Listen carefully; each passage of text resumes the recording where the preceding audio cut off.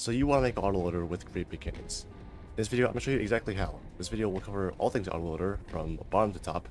It is recommended that you have at least some basic knowledge of not only the crate mod, but also how great big cannons works on a fundamental level. But of course, no autoloader knowledge is required. So let's get started. So the first thing I'm going to do for building anything is press escape, click on this button here, configure, access configs of other mods being great big cannons. We're going to go to server configs and failure, and we're going to check disable all cannon failure, and also set these to 0. This will just make sure that your autoloader doesn't explode while you're building it. It will save you a lot of headache. But anyway, here we have a not necessarily basic, but a very played out autoloader, with everything very exposed and very slow, so you can see how it works. So I'll show you right here how it loads, and then I will explain everything more in depth, of course. So basically, the autoloader can be broken down into 5 steps or 6 steps, depending on how you look at it. First off, we have the breach, which is what kind of opens and closes the cannon, so you can actually put your charges and shot into it. So we have the breach opening, which is in kind of 2 steps, and then we have the charge placing, which is done by this. This is placing the shot that will come out of your cannon, and then the powder charges, which will propel your projectile. And then to get it actually into the cannon, we have something to ram the charges, being this thing here. And then after all that, you have to close the breach, obviously, and then you can assemble it and fire it. So again, we have breach opening, we have charges placing, charges being rammed, and then the breach closes, and then we can assemble and fire. Also, you would notice this block being used a lot. This is the sequence Gearshift from base crate mod. This is a very important block, and it is how you will probably control your autoloader. Basically what this is it is a block that you can kind of program basically to do what you want in sequence, hence the name sequence Gearshift. So you have a bunch of options here. Like, you can tell it when it gets redstone power, it will do all this stuff. So it will turn by 90 degrees, or we can have it wait. We can have it turn for a specific amount of time that we want. We can also change the direction and how fast it is. So this is very convenient for having all these things do exactly what we want them to at the time we want, with just one redstone input. I recommend you just go and take a look at all of the options in the sequence Gearshift. Like, literally just look at them and play around with them and see how they work, because again, this block is very important, and you should get very familiar with it. Now let's look at all the parts of the autoloader in a bit more detail, starting with the breach. So there are 2 kinds of breaches that we're going to be looking at today. There are 2 other kinds which are not relevant to us. But the ones that we care about are the sliding breach and the screw breach. Like I said, this is basically what opens and closes the end of the cannon, so you can, open it to load your cannon and then close it to actually fire it. So the sliding breach, what it works is you just give it rotational input, and it opens or closes depending on the direction of rotation. And of course, when it's open, you can actually push charges through it, and then when it's closed, you can't. It's very simple. It's also a bit more compact and faster than the screw breach, as I'll show you. The thing is, though, that you have to basically ram an extra block, because as you can see in the autoloader, the charges have to be pushed basically into the chamber, the last chamber, before you can close the breach. What if you had a sliding breach here, for example? Then the charges, you would have to ram them an extra block, because now there's a charge in this breach, and you can't close it because of that. So you would need to ram an extra block, so the ram head actually goes in, and now the last charge is in this block instead of the breach, and now we can close the breach. The screw breach is kind of situational. There are some instances where you would want to use it, but a lot of the time you're better off just using the screw breach. If you are using the sliding breach, basically how it works is, or how you want to use it is, with the sequence Gearshift, you just want it to tell it to turn for some amount of time, like a few ticks. It doesn't take that long. You can also speed it up, so it's obviously faster. And then when you want to close it, you can just turn it for the same amount of time in the opposite direction. Depending on the speed that you give it, like this is 64 RPM, you need to obviously give it more or less time. Like 2 ticks is actually not enough for it to fully open and close.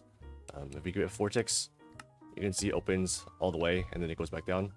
If this was in an actual loader, you'll probably want a delay here, so you can actually load the cannon before you close it. like so. So during this pause, you can actually, put the charges and everything. As for the screw breach, how this works is basically the breach is welded to the cannon. If you try to move the breach out of the way, you won't be able to do so until you open the breach, at which point the breach is now disconnected from the rest of the cannon, and you can move it separately, like so. So to operate it, again, you want to open the breach first, and then move it out of the way. Now you can load your charges and stuff, and then you have to move the breach back, and then close it back up. What this looks like with actual sequence gear shifts is you'll give it some rotation, obviously. Like let's do 4 ticks again in the opposite direction and double speed. And then to move it out of the way, we just need to turn it for some angle. It doesn't really matter. Give it some delay so you can use this time to load your cannon, and then move it back to its original position, like so. So now you're loading the cannon, and then you can move it back. And then of course afterwards you have to close the breach again. You'll notice I'm using a mechanical bearing to move the breach out of the way. This is kind of the most standard option, but there are 2 other ways which we'll look at.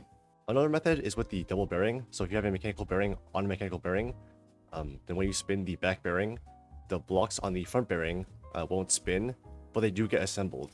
So these blocks are currently assembled, and you can push charges through the breach. The breach is not a solid block during this time. So you can do this. It just looks a little bit nicer than if you have the whole breach spin out of the way. Some people don't like this. It really doesn't matter. It actually takes more space, but effectively it is the same. Another method is with the flat bearing, which you might not have because it's from Valkyrie Sky's Clockwork. It's not actually from Crate. But basically how it works is whenever it's given rotational power, it will stay assembled that whole time.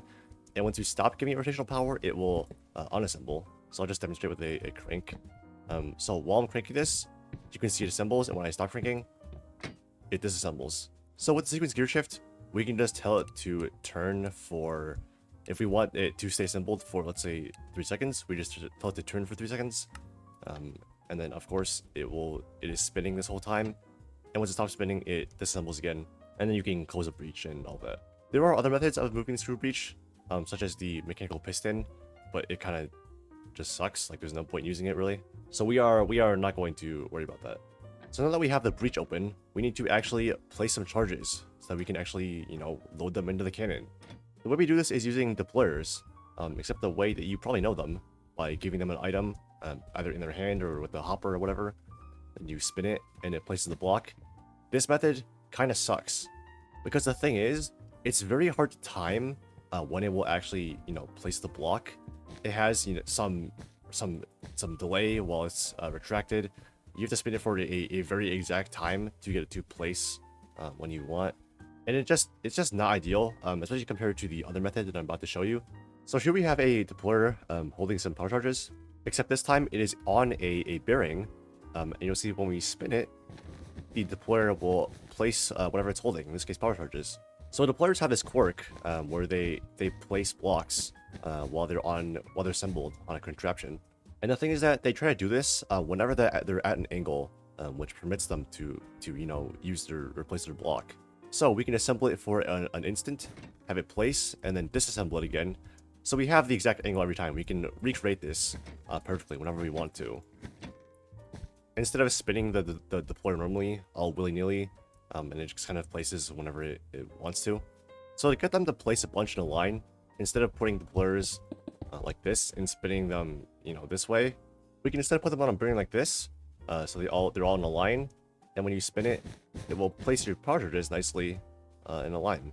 And you will notice this is very messy. They just place wherever they want to, because there's nothing obviously stopping them from putting charges here. And you can do what people used to do actually, which is just put blocks so they don't put charges there, because there's already stuff there. But a much more robust method is using schematics. If you played Crate before, you know how these work. It is basically a schematic, obviously, of some blocks. And then you can place it, if you're in creative mode, you can put a schematic cannon.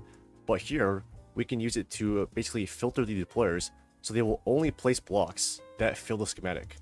So I have a schematic of a bunch of power charges, and let's say we only want the deployers to place their charges right here. We can move the schematic where we want, like position it where we want, and then put it in the filters of the deployers, and now they will follow the schematic and only place where the schematic allows them to. But now you have an issue of how to actually feed the deployers with blocks that they need. The easiest way is by attaching a creative crate or some other inventory to the contraption the deployers are on. When deployers are on a contraption, they will pull from any inventories that are on their contraption. And if you have a creative crate, this is basically an infinite amount of whatever the deployers need. So they can grab blocks. You don't have to filter it. You don't have to like fill up a barrel with stuff. You can just have a crate, you put it as a contraption, and now the deployers will place only where the schematic tells them to. You can use this principle in many ways. The deployers don't have to be aligned like this. You can have them facing some other direction if you really want to. But a lot of time it is the most convenient to have them lined up like this, and then move them into the position where they should be placing, and then move them out of the way again. Speaking of which, to use them with a sequence gear shift, all you're doing is basically just rotating the deployers to the position you want them to place, and then moving them out of the way again. So you can see we're literally just going to turn it 90 degrees this way, and then 90 degrees that way, back again. You'll see they go, they place, and you can move them back. There is another method of placing charges and shots, which is the turtle. This is a little guy from Computer Craft, which I'm not going to get into at all. But basically there is some code you can do with the turtle to have it place whatever's in its inventory, in this case power charges. So you can see here I just have some code. Basically when it gets redstone input from the back, it will place. That's all that's doing. So we press the button and it places. And there's obviously more stuff you can do with this, but again, I'm not going to explain it because that is frankly too advanced. We'll mention if you want to play around with turtles or use them, they place blocks depending on the surrounding blocks. Like you can see it places the charge this way. If we put a cannon chamber here, it will detect this chamber, and now it will change the direction it places blocks, which is very strange. It's very annoying, but that is something to look out for. Again, do not recommend messing with turtles, especially if this is even close to your first time making an autoloader, because not only is it complicated, it's also just kind of not worth it. So use the deployers. Now we can get to actually ramming the charges. This is where most of the time goes when you're loading a cannon, as in this takes the most amount of time. Everything else is basically instant if you want it to be, but this, you are physically constrained by the speed at which you can push the charges. This is also where most loaders differ from each other. The breach opening, placing charges is basically the same for a lot of loaders, but the method in which they ram the charges is different, and that is what makes them better or worse. To explain the basics briefly, after you have your charges placed, you're basically just physically moving them into the cannon in some way. They gotta get in there somehow, and this is done using a contraption of some kind, which we will discuss in detail in just a bit. It's worth mentioning at this point that although I've been showing it ramming all the charges at once, that is not at all a requirement, and in fact I would probably discourage it, just because it tends to make loaders really big, and at least in my use cases, the compactness of a loader matters a lot. So I changed the loader a bit, so it rams the shot in 4 charges, and it rams 4 more charges afterwards. So you can see it rams once, new charges, and then it rams twice. So this is called a 2-stage loader. Stages literally being how many times it rams. And obviously you can split this up in many ways. If you have 8 power charges and 1 shot, you can do 3 stages of 3 things being rammed at once.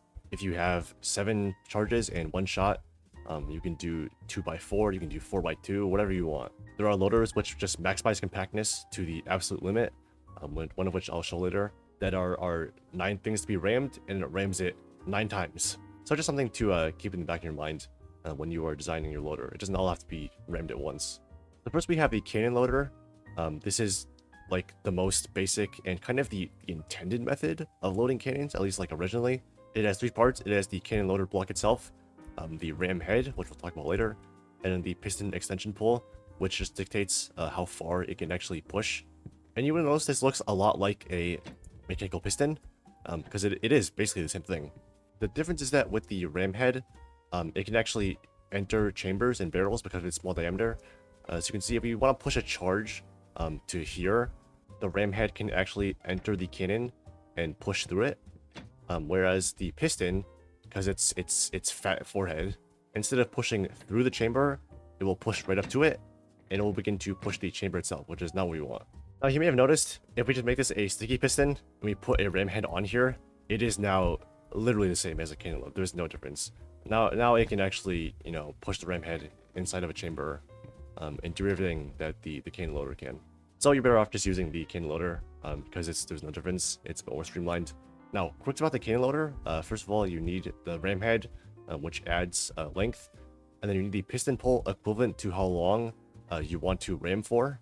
So if you want to ram 6 blocks, your pull also needs to be 6 blocks long, plus 2 for the actual loader itself.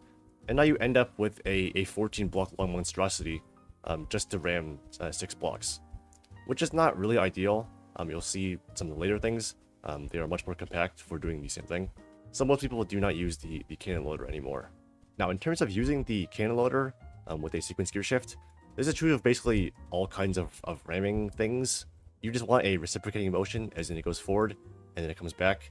So in here, all we want to do is just tell it to turn to move a piston pulley gantry, which includes the cannon loader, by, in this case, 6 meters, and then move it back. And in my case, I have to reverse the direction, but you'll see it just moves for 6 meters like we told it, and then turns the opposite direction like we told it, and it comes back. Next up, we have the gantry. This is a bit of an oddball. It comes in the gantry shaft and in the gantry carriage, which rides on top. And when you spin the gantry shaft, it will move the gantry carriage back and forth across the shaft. So to ram charges, you're probably just using like something like this, with charges in front, and then you're pushing them with the gantry carriage, or maybe a ram head on top, and then you can push charges that way, which is a bit more scuffed. In any case, you'll notice it's tall. It's 2 blocks tall for the whole thing, but it is more compact than the cannon loader in that it doesn't have the extra piston pull sticking out the back. It has the gantry shaft in front, where you already need space for the charges, so it doesn't take up any extra room besides, of course, the actual, you know, gantry carriage in the back. So that can be kind of useful if size is a concern with your loader. Next up, we have the rope pulley. You will notice this one goes downwards because it's a pulley, but when you spin it, it does put out this little thing, which you can use to ram charges, in fact, like so. They can, in fact, be pushed down into a chamber, like any of the other things that we've showed. It's similar to the gantry in that you don't need anything behind it to extend it, but it's even smaller than gantry. It's just 1 block, and it's not 2 blocks tall. It is literally just 1 block that you can, you know, push charges with. It also has other advantages, like the fact that you can break the rope, like with the other loaders. After you ram it, you need to pull it back, but the pulley, you can just break this rope, and now you've basically retracted it instantly, with no penalty to speed or anything like that. Now, obviously, because it goes downwards, to get it to actually shoot in the direction you want it to and not into the floor, you'll have to rotate it, most likely by putting it on a Valkyrian sky ship, which is what most people use it for. A lot of the best loaders use pulleys for the combination of being compact. They have the same speed as everything else. They have that quirk with being able to break the rope, so they can actually be faster in some cases. And so they just give you a lot of flexibility in terms of being able to do whatever you want with them. Next up, we have the trans pulley, also known as the T-pulley for short. And this is basically just using a pulley to act like a gantry. So I have a little demonstration here. Instead of using it to ram down and then breaking the rope or pulling it back up, you actually ram as it goes up. So this is a simple T-pulley setup, the most common way it's used.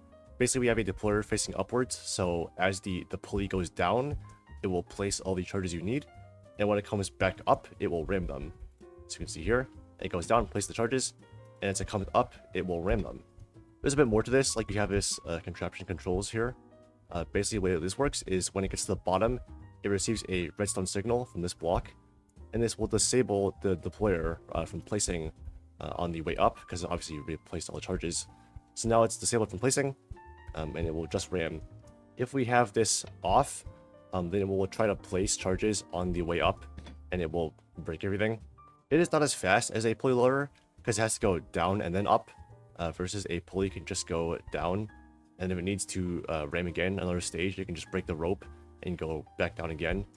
So not as fast, but it is very compact. I mean, just compared to that, it's not even close. This is basically the whole loader already, because it extends for only a very brief moment, and then it goes right back to being very small. So that can be very nice depending on your application. Although again, you do have to rotate this using Valkyrian skies or some other method if you have one. because you probably don't want it to just shoot straight upwards. The last way of ramming is with turtles. Just like how they can place charges, they can also use a physical, like manual ramrod, basically, to ram charges. The only thing you need to watch out for is the fact that unless they have a chamber or a breach or something in front, they can't just arbitrarily ram charges. There has to be basically somewhere for it to go, and then it will ram just fine. So here you have this tank that I made, which is not really important. The cool part is the loader, which you can see here. It is literally just a sliding breach, a transmitter to open and close the breach, and then a turtle which does all of the work, including placing charges and ramming. So you can see here it's very compact. There's basically nothing here.